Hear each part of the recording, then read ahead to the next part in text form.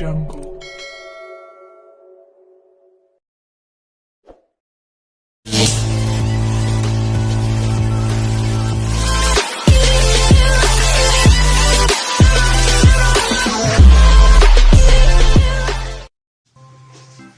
Ayan mga kamaalam, nakaubusan tayo ng gasol.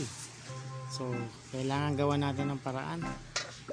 At tayo may nilulutong gulay. Hindi pa rin tayo nakakapagsaing. Ngayon, tayo ay gagawa ng paraan dahil wala tayong lutuan ng sinaing at hindi pa luto yung gulay. So, ayan yung mga pinagpalitan na shafting. Gagawa tayo ng ating paglulutuan. Yan mga kamaalam, dahil nabusan tayo ng budget.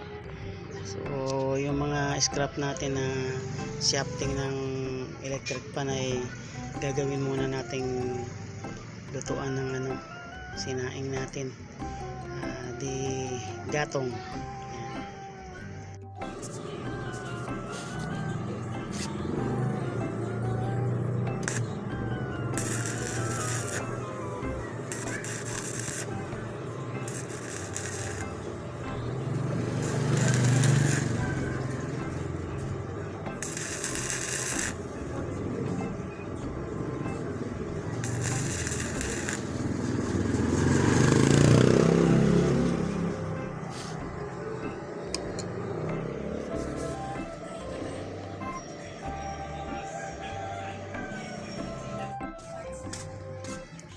Kamalam, tapos na natin.